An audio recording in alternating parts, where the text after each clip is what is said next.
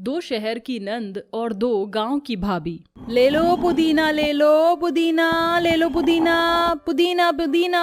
आहा! चंदू को इस तरह से गाना गाता हुआ देखकर उसकी माँ झुमरी गुस्से में कहती है, चंदो, तुझको गाना गाने के सिवा कछु आता है कि नहीं? जब देखो भोजपुरी माँ घुसी रहती है। अपनी अम्मा की एक ठो बात ना अपनी खोपड़िया में घुसा लो। तुम दोनों बहनें, आज तुम्हें देखने वाले लड़के वाले आने को हैं, तो लड़के वालों के सामने अपनी लुल्लपंती शुरू मत करना। अरे तुम टेंशन याओ मत अम्मा, हम एकदम चुप रहेंगे। कहो तो जुबान पर चेपी लगा ले। अभी जाकर तुम दोनों बस तैयार हो जाओ। थोड़ी देर में गायत्री अपनी दोनों बेटों सुमित और रोहित उनके साथ उनके घर आती है। गुंजा और चंदो गांव की मिट्टी में पली बड़ी खुश मिजाज लड़कियां हैं। दोनों बहनें गोरी और सुंदर हैं, मगर चंदो की चोटी खड़ी है। क्या गायत्री को चंदो और गुंजा अपने बेटों के लिए पसंद आएंगी? घर आने पर हरि प्रसाद गायत्री और उनके बेटों का स्वागत करता है। आइए गायत्री जी, हमारे छोटे से घर में आपका स्वागत है। भाई साहब, मेरे पति तो नहीं रहे, मगर मैं उनका दिया हुआ वादा पूरा करने आई हूँ। अरे सुनती हो, चांदो और गुंजा को ले आओ। जैसे ही रोहित चंदो की खड़ी चोटी देखता है तो अपने भाई सुमित से कहता है, यार सुमित भैया, आपकी तो फुल टू पटाखा है, मगर मेरी वाली की चोटी तो माउंटेन एवरेस्ट की तरह खड़ी है। प्रणाम होने वाली अम्मा जी, ये लीजिए चाय। अरे आप दोनों काहे भूखे प्राणी की तरह टुकुर टुकुर ताकत हैं? ये लीजिए गर्मा गर्म चाय और कचौड़ी खाइए। यार भैया, जो भी हो, इसकी भोजपुरी तो हमरे दिलवा में घर कर गई। हमको तो ये अब देसी लुगाई चाहिए। क्या बात है छोटे। इसी के साथ गायत्री रिश्ता पक्का कर देती है। शादी करके गुंजा और चंदो को बहू बनाकर शहर ले आती है। मगर क्या गांव की देसी बहुओं को दिल्ली शहर खुशियां देगा? डोरबेल बजाने पर मॉडर्न तान्या और दिशु दरवाजा खोलती हैं। हे मम्मी, भाई, व्हाट अ प्रेजेंट सरप्राइज। अरे माँ जी, कौन है ये बेशरम? अरे जरा देखिए तो कैसे फटे चिटे कपड़े पहने हैं। इका कपड़ा में से मच्छर तो मच्छर, चूहा भी आहिस पाहिस खेल लेगा। तभी सुमित धीरे से गुंजा के कान में कहता है, गुंजा, ये दोनों तुम्हारी ननद हैं और हमारी बहन। लागत है ये शर्म लिहाज बेचकर इमली खा गई हैं। Just shut up you bloody बहन जी। अरे बहन जी नहीं ननद जी, हम हैं तुम्हारी भाभी फ्रॉम छपरा। ये सुनकर दिशु और तान्या गुस्से में भड़क जाती हैं।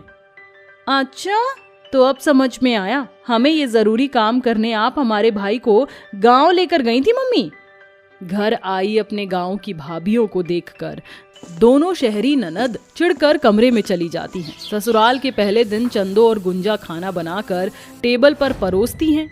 गायत्री अपने दोनों बेटों के साथ खाने की मेज पर आकर बैठ जाती हैं। चंदो बहू, जाकर अपनी ननद को नाश्ते के लिए बुला लाओ। चंदो जैसे ही कमरे में आती है जहां तान्या और दिशु मेकअप कर रही होती हैं, चंदो कमरे के अंदर आ जाती है। अरे क्या बात है, हमारी सहरी ननद बड़े जोरों शोरों से लिपाई पुताई कर रही हो। अपनी गवार भाभी को अपने सामने खड़ा देखकर दिशु उस पर चिल्ला पड़ती है। तुम्हारी हिम्मत कैसे हुई बिना हमारी परमिशन के हमारे कमरे में आने की? आइंदा अगर बिना हमसे पूछे हमारे कमरे में आई ना, तो तेरे सर पर ये जो एंटीना खड़ा है ना, इसे उखाड़ कर फेंक दूंगी। ऐसा मत करना दिशु, हमारी गवार भाभी की खड़ी चोटी चलते फिरते हैंगर का काम करती है। ये सब सुनकर बेचारी चंदो आंखों में आंसू लिए जहां उसका पति रोहित उसे परेशान देखकर उससे पूछता है। चंदो उसे सारी बात बताती है, जिसके बाद रोहित उसे एक पार्लर लेकर जाता है जहां उसके बाल ठीक हो जाते हैं। घर जाकर चंदो अपनी दोनों शहरी ननद से कहती है, क्या हुआ हमरी शहरी ननद, हमरे बाल देखकर तुम्हारे गुर्दे लाल काहे पड़ गए? गुस्से में आकर तान्या चंदो पर हाथ उठाती है। तो कौड़ी की देहाती हमें चिढ़ाएगी, तुझे तो मैं बताती हूँ। नहीं नहीं ननद जी, ये गलती नहीं करना। काहे कि ई तुम्हारी ककड़ी जैसी कलाई में इतना जान नहीं जितना देसी घी में है, जो हम गांव में खाए हैं। और हमका एक ठो बात बताओ, तुम दोनों बहन फायर काहे रहती हो? कहो तो तुम्हारे लिए फायर ब्रिगेड डियर मंगा दे। वो फायर ब्रिगेडियर होता है बिगड़े डियर नहीं, गंवार कहीं की। इसी तरह से वक्त बीतता जाता है। तान्या और दिशु अक्सर अपने शहर से होने का घमंड अपने गांव से आई भाभियों पर दिखाती है और गंवार कहकर उनकी बेइज्जती करती है, मगर चंदो और गुंजा भी उनका जमकर मुकाबला करती हैं। इसी बीच में तान्या का बर्थडे आ जाता है। वो अपने सभी दोस्तों को बर्थडे पार्टी में इनवाइट करती है। हैप्पी वाला बर्थडे हमारी प्यारी ननद जी। तुम दोनों के बर्थडे विश की कोई जरूरत नहीं। आज मेरे फ्रेंड्स आने वाले हैं, उनके सामने अपनी गंवारों वाली लैंग्वेज की डिक्शनरी मत खोलना। अंडरस्टैंड?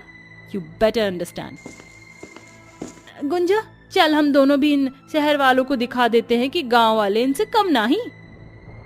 हाँ, और वैसे भी हमको शहरी रंग में देखकर हमारी ननद भी खुशी के मारे टमाटर के जैसे लाल हो जाएगी। शाम होते ही पार्टी स्टार्ट हो जाती है।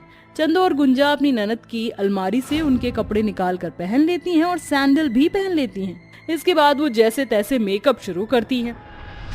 अरे ई मेकअप करे माँ तो हमको हमारी अम्मा याद आ गई। एक जगह पाउडर ज्यादा हो जाता है तो एक जगह कम हो जाता है। अरे जल्दी जल्दी मेकअप लपेट और नीचे चल। दोनों गंवार भाभियां ढेर सारा मेकअप लपेट कर पार्टी में आती हैं, जहां तान्या के सभी दोस्त उन दोनों पर जोर जोर से हंसने लगते हैं। Tanya, look at this funny guy. ऐसी लग रही है जैसे एशियन पेंट लपेट कर आ गई हूँ। अरे बताओ हमारी प्यारी नंद जी, कैसी लग रही है तुम्हारी भाभी? बिजली गिरा रही है ना। तुम्हारी गांव की भाभी को देखो, सब कैसे ना के फाड़ फाड़ के हमको ही देख रहे हो। तान्या, ये दोनों तेरी भाभियां हैं। हेलो भाभी जी। हेलो हेलो हमारी ननद की सहेली, हाउ डू यू डू? तुम हमारी ननद से बातें करो, हम बाकियों से मिलकर आते हैं। फिर तान्या की दोनों भाभी पार्टी में इधर उधर घूमने लगती है, मगर हाई हील पहनकर उनसे चला नहीं जाता। तभी गुंजा गिर जाती है। अरे मोरी मैया, इस ससुरी सैंडलवा तो भरी पार्टी में हमारी इज्जत का कचरा कर दिया। यार तान्या, तेरी देसी भाभियां तो एकदम अलग पीस हैं, या फिर ये कहूँ कि एकदम डिफेक्टिव पीस है।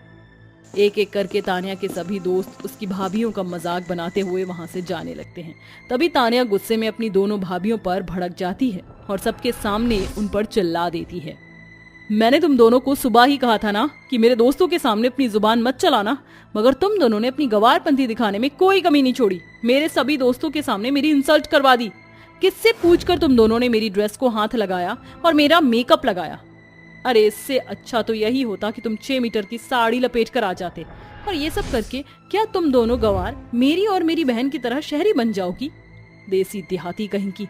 कपड़े बदल लेने से लैंग्वेज नहीं बदल जाती। ये सब सुनकर चंदो और गुंजा की आंखों में आंसू भर आते हैं और वो बहुत रोती हैं। बस बहुत हुई गवा ननद जी। अरे हमने तो ये सब इसलिए किया ताकि तुम खुश हो सको, मगर सबन के सामने तुमने हमारी बहुत इंसल्ट की। अब बस अंग्रेजी माँ किटपिट करने से कोई शहरी बाबू नहीं बन जाता। हमारी भाषा देसी जरूर है, मगर दिल एकदम साफ है। इमा नफरत नहीं है, न मैल। हमें लगता था कि तुम बदल जाओगी, मगर हमसे गलती हुई गई। अब हम चलते हैं, काहे कि दिल्ली शहर हम दोनों देसी भाभियों को रास नहीं आया। जय राम जी की। ये कहकर चंदो और गुंजा वहां से जाने लगती है। तभी तान्या को अपनी गलती का एहसास हो जाता है और वो अपनी भाभियों के आगे हाथ जोड़कर उनसे माफी मांगती है। भाभी, मुझे माफ कर दो प्लीज, मत जाओ। मुझे एहसास हो गया है कि रिश्ते दिल से निभाए जाते हैं। अपनी ननद के माफी मांगने पर दोनों भाभियां उसे गले से लगा लेती हैं और उस दिन के बाद से तान्या और दिशु अपनी भाभियों के साथ खुशी खुशी रहने लगती हैं। दयालाल जंगलों से लकड़ियां काटकर अपने टूटे फूटे घर के पास लाकर रख देता है और घर में जाकर अपनी पत्नी से कहता है, सुष्मिता, मैं जंगलों से लकड़ियां काट कर ले आया हूँ। जल्दी से खाने के लिए कुछ बना लो, बहुत जोरों से भूख लगी है। घर में तो अन्न का एक दाना तक नहीं है, खाने के लिए मैं क्या बनाऊं? हे भगवान, हे प्रभु परमेश्वर, हमारे ऊपर ये परेशानियां और कब तक चलती रहेगी? मुझे तो समझ ही नहीं आता। काश कि मेरे 5 बेटों का काम जल्द से जल्द लग जाए। दयालाल और उसकी पत्नी सुष्मिता दोनों ही शाम तक भूखे प्यासे ऐसे ही घर में रहते हैं। जैसे ही शाम हो जाती है, उनके 5 बेटे पूरे दिन यहाँ वहाँ मजदूरी करके वापस घर लौटते हैं। अच्छा हुआ बेटा जो तुम आ गए, हम दोनों तुम्हारा ही इंतजार कर रहे थे। घर में खाने का एक दाना तक नहीं है, क्या तुम सब्जियां लेकर आए हो? ये थोड़ा सा राशन और थोड़ी सी सब्जी लेकर आया तो हूँ। पवन अपनी माँ को सब्जी और राशन का थोड़ा सा सामान दे देता है, जिसके बाद उसकी माँ खाना बनाने चली जाती है। दयालाल और उसके बेटे बहुत ज्यादा भूखे होते हैं। कुछ ही देर में खाना बन जाता है, जिसके बाद सुष्मिता सभी को खाना परोस देती है। रात के समय दयालाल सोते समय अपनी पत्नी सुष्मिता से कहता है, हम लोग इतने गरीब हैं, हमारे पास एक फूटी कौड़ी नहीं है। और तुम तो जानती हो हमारे 5 बेटे हैं। उन 5 बेटों की शादी कैसे होगी? कैसे करेंगे हम उनकी शादी? अजी मैं तो बस अभी इतना ही कह सकती हूँ कि भगवान पर भरोसा रखो, एक ना एक दिन सब कुछ ठीक हो जाएगा, वो सब कुछ ठीक कर देंगे। सुष्मिता और दयालाल दोनों सो जाते हैं। अगले दिन दयालाल फिर से जंगलों में लकड़ियां काटने चला जाता है और उन लकड़ियों को बाजार में जाकर बेच देता है। इसके बाद वो रास्ते से आ रहा होता है कि तभी उस रास्ते से एक पंडित उसे मिल जाता है। अरे दयालाल, कहाँ जा रहे हो? मैं तो तुम्हारे घर पर ही आ रहा था। पिछली बार जब तुम मुझसे मिले थे तो कह रहे थे कि तुम्हारे 5 बेटों के लिए लड़की ढूंढनी है। देखो, लड़कियां तो मुझे मिल गई हैं, लेकिन बहुत ज्यादा गरीब परिवार से हैं। दहेज और बाकी का कुछ सामान मिलना तो मुश्किल होगा। अरे पंडित जी, कैसी बातें कर रहे हो? मैं ही कौन सा अंबानी हूँ जो अपने बेटों के लिए अमीर खानदान का रिश्ता देखूं? मुझे तो गरीब लड़कियां मंजूर हैं। मैं खुद चाहता हूँ कि मंदिर में ही अपने बेटों की शादी करवाकर अपने घर बहू ले आऊं। पंडित दयालाल की बात समझ जाता है, जिसके बाद वो दयालाल और उसकी पत्नी सुष्मिता को लड़की दिखाने के लिए लड़की वालों के घर पहुंच जाता है। दयालाल और सुष्मिता को वो 5 बहनें पसंद आ जाती हैं, जिसके बाद वो उनकी शादी अपने बेटों से कर देते हैं। जैसे ही दयालाल की 5 बहू घर पर आती हैं, उसकी पत्नी सुष्मिता उनसे कहती है, मैं जानती हूँ कि तुम्हारी भी बहुत सारी ख्वाहिशें होंगी, लेकिन हम लोग भी बहुत ज्यादा गरीब हैं। यही अब एक घर है जहाँ तुम्हें गुजारा करना पड़ेगा। अरे माँ जी, आप कैसी बातें कर रही हो? हम भी तो गरीब परिवार से हैं। गरीबी में रहना हम 5 बहनों को बहुत अच्छे से आता है। बचपन से ही हम गरीबी में ही तो रहे हैं और बचपन से ही हमने गरीबों को बहुत करीब से जाना है। आपको परेशान होने की जरूरत नहीं है। हमें आप लोगों के साथ रहने में कोई आपत्ति नहीं है। आखिर ये भी तो हमारा ससुराल है और हम 5 बहनें मिलकर कोशिश करेंगे कि इस घर को हम स्वर्ग बना सकें। अपनी 5 बहू की बातें सुनने के बाद सुष्मिता को बहुत खुशी मिलती है। उसकी आंखें भर आती हैं। चलो अच्छी बात है, इस घर में समझदार बहुएं तो आई। उस दिन जैसे ही उन 5 का गृह प्रवेश होता है, अचानक से उनके घर की दीवार पूरी की पूरी गिर जाती है। ये देख सुष्मिता हैरान रह जाती है। हे भगवान, ये सब अभी ही होना था। अब क्या करें? अब तो हमारे पास इतने पैसे भी नहीं है कि हम इस दीवार को दोबारा से बनवा सकें। कोई बात नहीं माँ जी, ये सब तो होता ही रहता है। लेकिन बहू, ये सब आज ही होना क्यों था? अब रात को हम सब कैसे सो पाएंगे? घर जंगल के पास था, जिसकी वजह से उन्हें रात को टूटी हुई दीवार वाले घर पर सोने में बहुत ज्यादा दिक्कत होती है। अगले दिन जब सवेरा होता है तो सुष्मिता की 5 बेटियां उसे दीवार को फिर से खड़ा करने की कोशिश करती हैं, लेकिन बिना सीमेंट की वजह से वो दीवार बन ही नहीं पाती। कोई बात नहीं, हम पैसे कमाने की कोशिश करेंगे और इस दीवार को फिर से खड़ा कर देंगे। उसके लिए हमें काम मिलना भी बहुत जरूरी है। चलो फिर कहीं काम ढूंढने चलते हैं। हाँ हाँ, बिना काम ढूंढे तो पैसे आएंगे नहीं। चलो चलते हैं। वो 5 काम ढूंढने के लिए फिर से निकल जाते हैं, लेकिन हर बार की तरह इस बार भी उन्हें कोई काम नहीं मिलता, जिसकी वजह से उन्हें कई दिन तक काफी परेशानी उठानी पड़ती है। बारिश का पानी भी घर में यूं ही आने लगता है, जिससे परेशान होकर एक दिन उर्वशी के दिमाग में एक आइडिया आता है। सुनो, तुम चारों को याद है जब हम छोटे थे तो घास का घर बनाकर खेला करते थे और वो घर कितना ठंडा हुआ करता था, उसमें पानी भी नहीं आता था। लेकिन तुम ये सब हमें अभी क्यों बता रही हो? समझ गई उर्वशी, ये कहना चाहती है वो कि अब हम लोग अपना एक घास का घर बनाते हैं। घास के घर के काफी फायदे होते हैं। उसके अंदर पानी टपकेगा नहीं और ठंडा रहेगा, गर्मी नहीं लगेगी, और फिर उसमें हमें एक पत्थर की जरूरत नहीं है, बस कुछ लकड़ियाँ और घास चाहिए होंगी। जंगल में सामान से हम अपना घास का घर आराम से बना सकते हैं। वो 5 घास के घर के बारे में अपनी सास ससुर को बताती हैं और अपने पतियों को भी। तुम ये कैसी बातें कर रही हो? भला ऐसा कुछ हो भी सकता है? कोशिश करें तो बहुत कुछ हो सकता है। हमें अपनी बहू के मुताबिक घास का घर बनाने की कोशिश करनी चाहिए।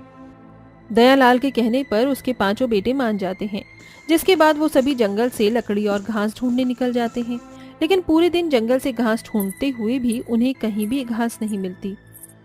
सुबह से यहाँ शाम हो गई, लेकिन हमें कहीं घास ही नहीं मिल रही। अब क्या करें? अब तो घर जाने के अलावा और कुछ बचा ही नहीं। चलो घर ही चलते हैं। हाँ, समय भी बहुत हो गया है, अब हमें यहाँ से चलना चाहिए। वो सभी निराश होकर वापस घर की तरफ लौट रहे होते हैं, लेकिन दयालाल सभी से कहता है, तुम सब घर चलो, मैं अभी इतनी जल्दी हार नहीं मान सकता। लेकिन पिताजी, आप अकेले जंगल में घूमोगे तो ठीक नहीं है। जंगल रात के समय खतरों से खाली नहीं होता। मेरी चिंता मत करो, मुझे कुछ नहीं होगा, तुम सब घर जाओ। दयालाल के कहने पर उसका पूरा परिवार वापस लौट जाता है, जिसके बाद दयालाल जंगल में यहाँ वहाँ घास ढूंढता रहता है, लेकिन उसे घास कहीं भी नहीं मिलती। तभी उसे एक भेड़िया की चिल्लाने की आवाज आती है। जैसे ही वो पलटकर देखता है, उसके पीछे एक बहुत भयानक भेड़िया खड़ा होता है। दयालाल उसे अपनी जान बचाने के लिए बहुत तेज भागता है। वो भेड़िया भी उसके पीछे पीछे भागता है। उसके बाद दयालाल अचानक से एक गड्ढे में लुढ़कता हुआ चला जाता है। अरे ये क्या, ये कौन सी जगह है? मैं ये कहाँ आ गया? वो गड्ढा नहीं बल्कि एक गुप्त गुफा थी, जिसके अंदर बहुत सारी घास रखी होती है। अरे वाह, आखिरकार मुझे घास मिल ही गई। अब मुझे अपने पूरे परिवार को इसके बारे में बताना होगा। दयालाल बहुत ही सावधानी से उसे गुफा के अंदर से बाहर निकालता है। जैसे ही उसे ये पता चलता है कि वो भेड़िया जा चुका है, वो फौरन अपने घर लौटने वापस आ जाता है और अपने पूरे परिवार को उस गुफा के बारे में बताता है। इसके बाद दयालाल का पूरा परिवार गुफा के अंदर से सारी घास निकाल कर ले आता है। वो सभी मिलकर घास का घर बनाना शुरू कर देते हैं। दयालाल की 5 बहू बहुत मेहनत करती हैं, तब जाकर वो बहुत सुंदर सा घास का घर बनाकर तैयार कर लेती हैं। ये घर तो बहुत ही प्यारा लग रहा है। आखिरकार उनका सपना पूरा हो ही जाता है। वो उस घास के घर में रहने लगते हैं, जिसके बाद सुष्मिता और दयालाल की 5 बहू मिलकर और घर बना लेती हैं और उन्हें किराए पर छोड़ देती हैं, जिसके चलते उन्हें महीने का कुछ पैसा उस घास के घर से मिल ही जाता है। और अब वो घास उन्हें बहुत लक्की साबित होती है, क्योंकि दयालाल के 5 बेटों को बहुत जल्द नौकरी भी मिल जाती है। अब उनकी सभी परेशानियां धीरे धीरे खत्म हो जाती हैं और वो खुशी खुशी रहने लगते हैं।